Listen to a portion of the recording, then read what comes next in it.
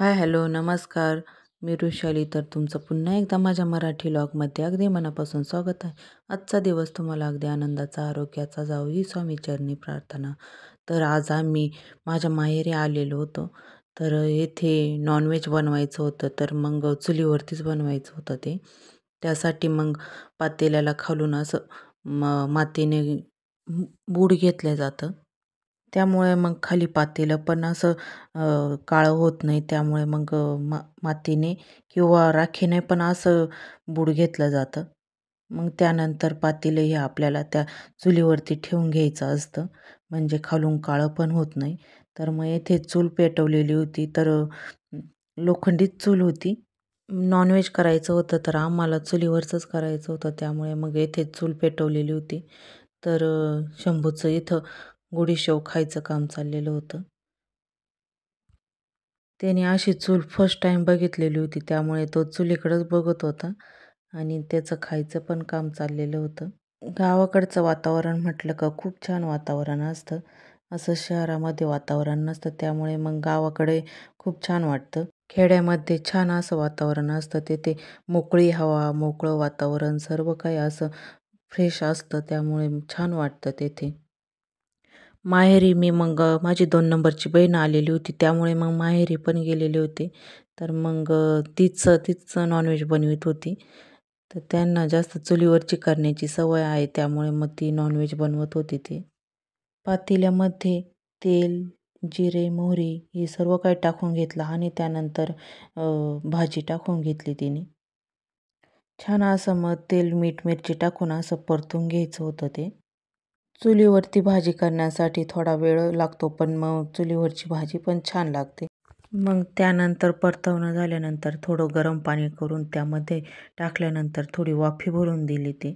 तर येथे शंभूनं गुडीशेव खाऊन त्याचं तोंड पण खूप लाल करून ठेवलेलं होतं. तर बघा कसं केलंय त्याने. आणि त्यानंतर मग भाजीला पण उकळी येत होती. तर आपण कुकरमध्येच करतो. त्यामुळे मग पटकन होतं. तसं चुलीवरती वाफी भरण्यासाठी, शिजण्यासाठी थोडा उशीरच लागत असतो. तर मग येथे मसाला आणि ते सर्व काही मिक्सरमधूनच बारीक करून आणलेला होता. आपण जे वाटणासाठी घेतो कांदा, लसूण, खोबरं, आलं सर्व काही मिक्सरमधून बारीक करून आणलेलं होतं. मग त्यानंतर मग हे छान परतल्यानंतर मग मसाले वरतून टाकलेले होते. मग त्यामध्ये काळा मसाला, लाल तिखट, हळद हे मसाले टाकून घेतलेले होते. घरगुतीच मसाला बनवलेला होता तोच टाकलेला होता. आणि भावाला ते आपले मटण मसाला हे काही चालत नाही. त्यामुळे मग ते नाही टाकले आम्ही. मग घरीच बनवलेला तो मसाला टाकलेला होता. तर भाऊ पण येथे बसलेला होता. आई केदारनाथ, बद्रीनाथ ह्या यात्रा करून आलेली आहेत. त्यामुळे मग ह्या भाज्या काहीच बनवत नाही. आधी बनवत होती, खात पण होती. आता ती काहीच बनवत नाही. तर वहिनी पहिल्यापासूनच बनवत नाही. आणि भावाला जर असं काही नॉनव्हेज वगैरे खावं वाटलं तर मग असं चुलीवरतीच तो बाहेर बनवत असतो. तर मग तो स्वतःच्याच हातानं बनवत असतो. त्यामुळे मग येथे तो बसलेला होता. त्याचं चाललं होतं सांगायचं काम, असं कर, तसं कर. मसाले टाकल्यानंतर छान असं तेल सुटेपर्यंत परतून पण घेतलेलं होतं. आणि मग त्यानंतर आपण जी आधी भाजी शिजवलेली असते तर त्याचं पाणी मग त्यामध्ये थोडं ॲड करायचं. म्हणजे त्या पाण्यानं पण छान अशी तरी येते. त्यामुळे मग त्यामध्ये थोडं पाणी टाकून घेतलेलं होतं. त्या पाण्याला पण थोडंसं तेल सुटेपर्यंत असं थोडं परतवून घेतलेलं होतं. मग त्यानंतर मिक्सरचं भांडण ते धुवून मग त्यामध्ये टाकलेलं होतं पाणी. मग त्यामध्ये जी भाजी राहिलेली होती ती भाजी त्यात सर्व काही टाकून घेतलेली होती. मग आता छान अशी उकळी येईपर्यंत मग ते शिजवलेलं होतं. छान अशी उकळी पण आलेली होती. आणि मग सर्वांना जेवणासाठी बाहेरच बसले होते ते. बाहेरच सर्व काही असं आम्ही ओट्यावरती बसलेलो होतो जेवण्यासाठी. बाहेर हवा पण खूप छान होती. त्यामुळे मग ओट्यावरतीच आम्ही सर्व काही भांडे वगैरे ठेवून तिथंच जेवण्यासाठी बाहेर ओट्यावरती बसल्यानंतर मग आतमधून वहिनीचं हसायचं चाललेलं होतं. आधी तुमच्या भावाची शूटिंग घ्या, मग त्यानंतर मग चुलीची वगैरे घ्या असं. बाहेर ओट्यावरती भाऊ, भाचा सर्वात लहानी भाची आणि मिस्टर असे जेवण्यासाठी बसलेले होते. मग त्यानंतर शंभू आणि स्वराचं आतमध्ये चाललेलं आहे. साईचं पातेलं होतं तर त्यामधले साई ते खात होते. मग त्यानंतर मी काही शूट केलेलं नव्हतं. तर दुसऱ्या दिवशीचा हा व्हिडिओ आहे. तर स्वरा त्या शंभूला बाहेर खेळण्यासाठी घेऊन जात होती. हाय हॅलो नमस्कार मी ऋषाली. तर तुमचं पुन्हा एकदा माझ्या मराठी व्लॉगमध्ये अगदी मनापासून स्वागत आहे. आजचा दिवस तुम्हाला अगदी आनंदाचा आरोग्याचा जावो ही स्वामीचरणी प्रार्थना. तर चला आज आपण वड्याची रेसिपी ते बघू. येथे माहेरीच आईला आणि त्यांना वडे करायचे होते. तर सकाळीच वहिनी लवकर डाळी सर्व मिक्स डाळी घेऊन दळण्यासाठी गेलेल्या होत्या. तर त्या डाळी आधीच भिजवलेल्या होत्या. मग त्यानंतर त्यांनी थोड्या सुकवल्या आणि त्यानंतर मग गिरणीमधूनच दळून आणलेल्या होत्या. तर मग येथे वडे करण्यासाठी सर्व काही तयारी करून ठेवलेली होती त्यांनी. येथे त्यामध्ये मीठ टाकून घेतलेलं आहे आणि त्यानंतर जिरे ओव्याची पण त्यांनी पूड करून ठेवलेली होती. ते मिक्सरमधूनच दळून घेतलेलं होतं. मग त्यानंतर त्यांनी मिरची पण टाकून घेतलेली. ह्या मिरच्या त्यांच्या घरगुतीच मिरच्या आहेत. तर सर्व काही वाळून त्याची आता त्यांनी गोणीमध्ये भरून ठेवलेल्या होत्या. तर मग त्यामधल्याच मिरच्या काढून आता त्याची पावडर पण बनवलेली होती. तर मिरची खूप लाल होती. त्यामध्ये सर्व काही साहित्य टाकून घेतल्यानंतर मग आता वहिनी हाताच्या साहाय्याने असं सर्व काही मिक्स करून घेत होत्या.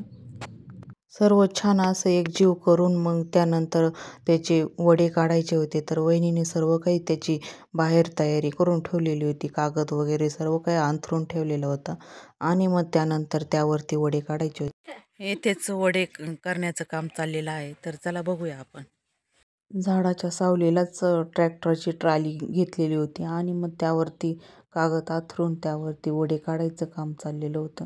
तर एक साईड बहीण काढत होती तर एक साईड वहिनी पण काढत होत्या. तर येथे त्या आपल्या शेव काढण्याच्या सोऱ्यानं ती वडे करत होते. चाळणीनं जसे वडे झाडले जातात तसेच त्या प्रकारे सोऱ्यानं पण छान असे वडे होतात. तर बघा किती छान वडे तयार होत आहे. तुम्हाला पण वडे करायचे असतील तर ह्या प्रकारे एकदा ट्राय करून बघा. खूप छान वडे होतात आणि पटकन पण होणारे आहे. त्यामुळे मग सोऱ्याच्या साहाय्याने खूप छान पटकन होतात. आणि येथे वहिनी आपली कॅरी बॅग घेऊन त्यावरती असं पूर्ण रेषा काढून घेत होत्या आणि त्या वाळल्यानंतर खूप छान असं तयार होतात. बारीक रेषांचे वडे तयार होतात. तर खूप छान. तर एक साईड मग त्यानंतर मी पण हाताने तोडीत होते. तर येथे खूप असं छान असं हातानं पण तोडता येतं. डाळींचं प्रमाण आणि ते सर्व काही एकदम व्यवस्थित झालेलं होतं. त्यामुळे असं जास्त पाणी पण नव्हतं काही असं एकदम छान. त्यांना जास्त असं हातानं तोडलेले नव्हते आवडत. तर मग त्यांना सर्व काही असं झारूनच करायचे होते. तर मग ते वहिनी पण असे कॅरी बॅगच्या साहाय्यानं ती अशा रेषा मारून घेत होत्या. त्यामुळे मग ते पण अशी रेषा तयार होतात. तर मग मला होता वेळ थोडाफार तर मग मी पण थोडंफार अशी हातानं तोडत होते. शंभू दुपारचे आतमध्ये झोपलेला होता त्यामुळे मग मी पण थोडा वेळ होता त्यामुळे मग करत होते त्यांना थोडी मदत. सर्व वडे झाल्यानंतर मग वहिनीने तो ट्रॅक्टरच्या ट्राल्या दोन्ही पण अशा उन्हामध्ये लावून दिलेल्या होत्या. तर मग ऊन पण वाढलेलं होतं. मग त्यामुळे मग वहिनीने मग उन्हामध्येच ट्रॅक्टर आणि ते घेऊन असं उन्हात उभं करून दिलेलं होतं.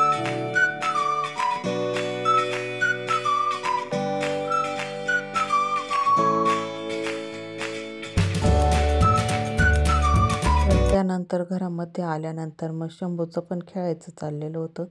तर छोटी खुर्ची होती त्यावरती त्याला खुर्चीवरती बसायचं होतं. तर त्याचं बघा कसं बसायचं काम चालू. तर येथे भावाच्या मुलाचं पण चाललेलं होतं सोयाबीन चिली करायचं काम.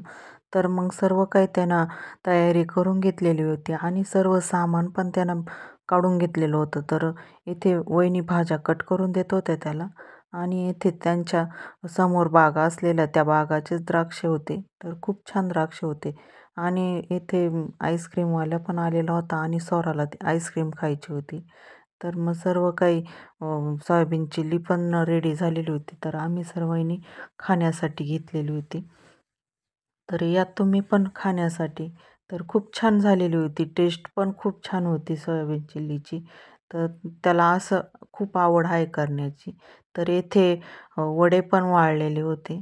तर बघा किती छान वडे पण झालेले होते. तर आजचा व्हिडिओ तुम्हाला आवडला असेल तर व्हिडिओला लाईक करा, कमेंट्स करा आणि चॅनलला पण सबस्क्राईब केलेलं नसेल तर चॅनलला पण लवकरात लवकर सबस्क्राईब करा. तर चला नवनवीन व्हिडिओसोबत आपण भेटूया. बाय.